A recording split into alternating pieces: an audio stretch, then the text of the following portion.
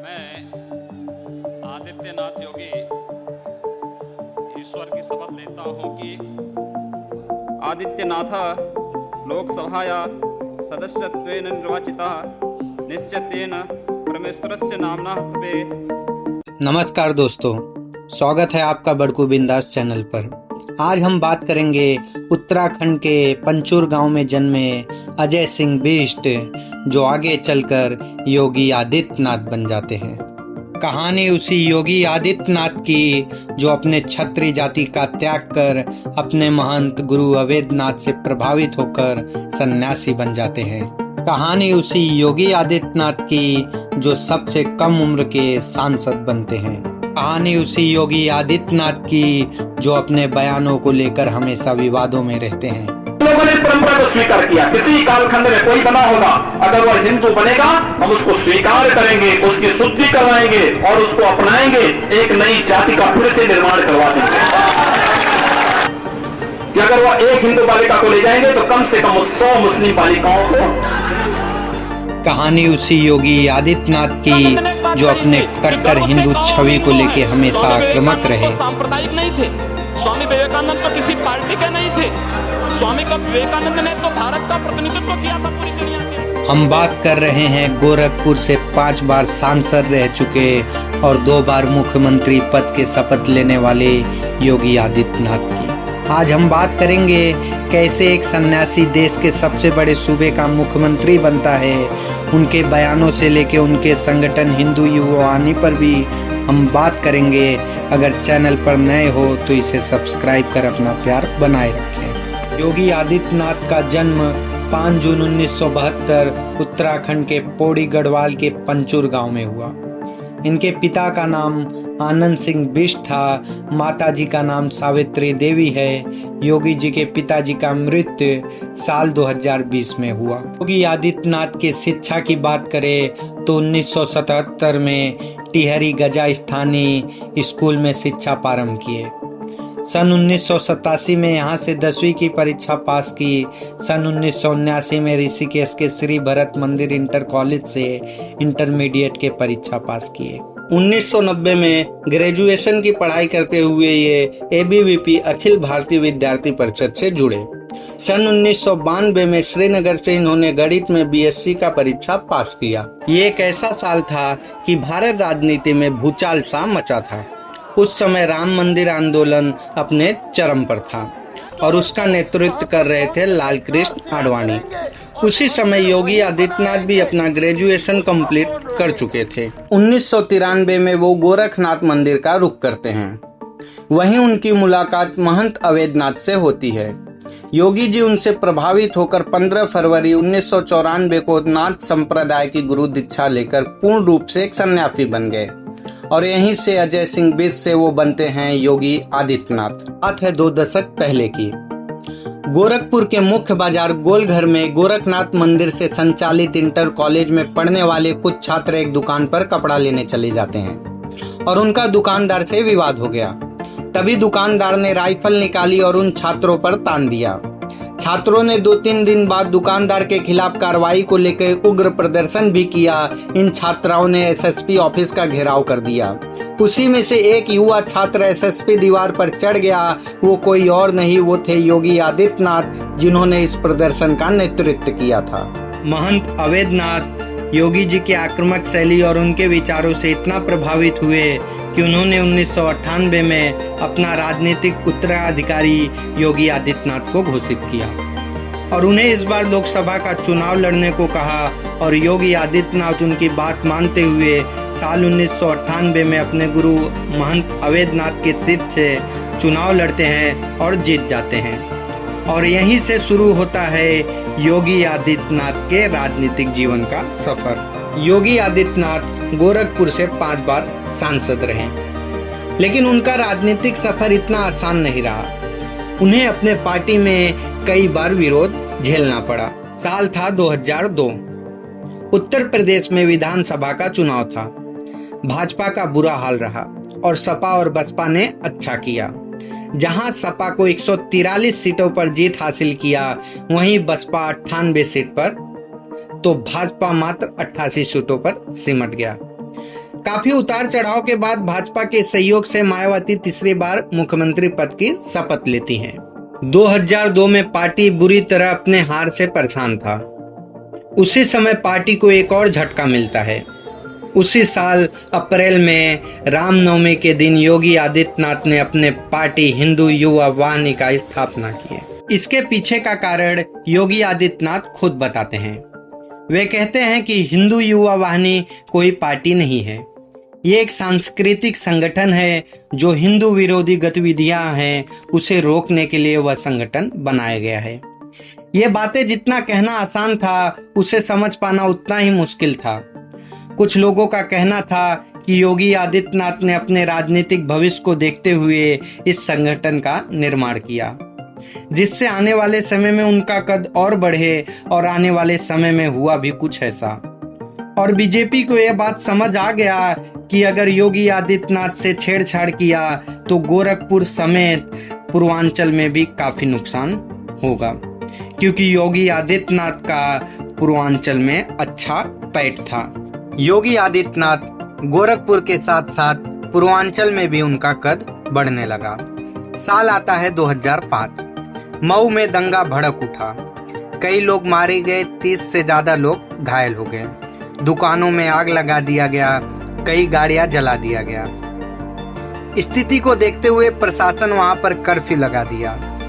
जिस जगह स्थिति संवेदनशील था वहीं पर बेखौफ घूमते दिखे बाहुबली मुख्तार अंसारी। उनका खुला जीप में बैठकर AK-40 के साथ घूमने का वीडियो उस समय सरकार के लिए मुसीबत सा बन गया, क्योंकि दंगा भड़काने का आरोप मुख्तार पर लगा था और उनकी खुली जीप में घूमते देख उनके समाज के लोग आक्रामक हो रहे थे। उसी समय गोरखपुर में बैठे योगी आदित्यनाथ उन्हें खुली चुनौती देते हैं और वो कहते हैं जो भी ये दंगा में पीड़ित है उन्हें वो न्याय दिलाएंगे, और वो अपना काफिला लेकर मऊ के लिए रवाना हो गए। लेकिन उन्हें दोहरी घाट में प्रशासन ने उन्हें रोक दिया और यहीं से शुरू होता है मुख्तार और योगी आदित्यनाथ के बीच की दुश्मनी। हालांकि योगी आदित्यनाथ ने 3 साल बाद वापस मऊ जाने का ऐलान किया और इस बार वह हिंदू युवा वाहिनी के नेतृत्व में 50 गाड़ी के काफिला के साथ निकलते हैं। लेकिन इस बार आजमगढ़ में उनके काफिला पर हमला हो जाता है, जो योगी आदित्यनाथ को पहले से आशंका थी। आजमगढ़ पहुंचते पहुंचते उनके गाड़ी की काफिला 100 गाड़ी से ज्यादा हो गया। जब काफिला आजमगढ़ पहुंचा तो उनके गाड़ियों पर हमला हो गया। बताया जाता कि उस दिन योगी आदित्यनाथ को जान से मारने की पूरी प्लानिंग हो गई थी, लेकिन योगी आदित्यनाथ अपनी समझदारी दिखाते हुए गाड़ी बदल दिए। वह अपने SUV कार जो काफिला में 7वें नंबर पे था वो आजमगढ़ पहुंचने से पहले बदल दिए। वो पहले नंबर की गाड़ी में बैठ गए, जिसका किसको उम्मीद नहीं था।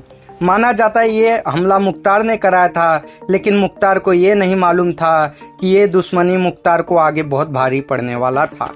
ये तो बात हो गई मुख्तार और योगी आदित्यनाथ के बगावत की। योगी आदित्यनाथ अपने बेबाक अंदाज और साहसी नेता माने जाते हैं, लेकिन एक समय ऐसा आता है जब योगी आदित्यनाथ संसद भवन में रोने लगते हैं। बात है 2007 की। गोरखपुर में 2 गुटों में तनाव बढ़ने के बाद दंगा भड़क जाता है। उस समय प्रशासन योगी आदित्यनाथ को गिरफ्तार कर लेता है। योगी आदित्यनाथ 11 दिन जेल में रहे। रिहाई के बाद जब वो दिल्ली आए तो घटना का जिक्र करते रो दिए। एक तरफ योगी आदित्यनाथ पर सांप्रदायिकता फैलाने का आरोप लगते थे। कहना चाहेंगे कि अगर एक हिंदू का खून बहेगा तो एक हिंदू के खून के बदले आने वाले समय में हम प्रशासन से FIR दर्ज नहीं करवाएंगे, बल्कि कम से कम 10 ऐसे लोगों की हत्या उससे करवाएंगे जो लोग। तो दूसरे तरफ उनका गोरखनाथ मंदिर में दरबार लगता था, जहां हिंदू मुस्लिम को एक समान न्याय मिलता था। कोई भी मुस्लिम खाली हाथ नहीं लौटता था, चाहे विवाद कुछ भी हो, शादी से लेकर जमीन विवाद कुछ भी हो, योगी आदित्यनाथ का फैसला वहां का आखिरी होता था। मैं आता है 2014। देश में लोकसभा चुनाव होने वाला था। उस समय देश में मोदी लहर था। एक कहावत है, अगर दिल्ली जाना है तो उत्तर प्रदेश होके जाना पड़ेगा। देश में टोटल 543 MP हैं, जिसमें उत्तर प्रदेश में 80 लोकसभा सीटें हैं, इसलिए यूपी जीतना जरूरी था। और ये बात मोदी जी बखूबी जानते थे कि देश में भले मोदी लहर है, लेकिन यूपी जीतना है तो बिन योगी आदित्यनाथ के ये संभव नहीं है। पार्टी ने उन्हें एक हेलीकॉप्टर मुहैया कराया और योगी आदित्यनाथ भी पूरा उत्तर प्रदेश के प्रचार प्रसार में लग गए, खासकर पूर्वांचल में, क्योंकि उनका पूरा पैठ था पश्चिमी उत्तर प्रदेश में। 2014 का चुनाव संपन्न हुआ। जब परिणाम आया तो बीजेपी ने बम्पर जीत दर्ज किया और विरोधी को चारों खानों चित्त कर दिया। बीजेपी ने जहां 71 सीटें जीता तो सपा मात्र 5 सीटें और बसपा का खाता भी नहीं खुला। वहीं योगी आदित्यनाथ भी ऐतिहासिक वोटों से जीत दर्ज किया। योगी आदित्यनाथ जहां 5,40,000 वोट पाए, वहीं सपा उम्मीदवार मात्र 2,46,000 वोट मिला। योगी आदित्यनाथ 3 लाख से भी ज्यादा वोटों से जीते हैं और अपने ताकत का एहसास करा दिया। नरेंद्र मोदी ने 26 मई 2014 को पीएम पद का शपथ लिया और कामकाज में लग गए, क्योंकि 3 साल बाद वापस उत्तर प्रदेश में चुनाव था और मोदी जी बखूबी जानते थे कि उत्तर प्रदेश विधानसभा चुनाव का महत्व, क्योंकि अगर 2017 भी चुनाव जीतते तो आने वाले समय उनके लिए आसान था। साल आता है 2017। सभी पार्टियां जोर शोर से अपना प्रचार प्रसार में लग गए। अखिलेश यादव जहां सपा से उम्मीदवार तो बसपा से मायावती। बीजेपी के पास उस समय इतना बड़ा चेहरा कोई नहीं था जिसे वो सीएम उम्मीदवार बना सके। हालांकि माना यह जाता है कि बीजेपी राजनाथ सिंह को उत्तर प्रदेश भेजना चाहती थी, लेकिन राजनाथ सिंह ने इसे इनकार कर दिया। उन्हें लगा कि उन्हें दिल्ली की राजनीति से दूर करने की साजिश है, इसलिए उत्तर प्रदेश का सीएम चेहरा बनने में कोई दिलचस्पी नहीं दिखाई। बीजेपी ने नरेंद्र मोदी के चेहरा पर दांव लगाती है। जब चुनाव परिणाम आता है तो बीजेपी को बम्पर जीत मिली। बीजेपी ने 312 सीटें जीती तो बसपा को सिर्फ 19 सीटों से संतोष करना पड़ा। वहीं सपा को 47 सीटें मिले।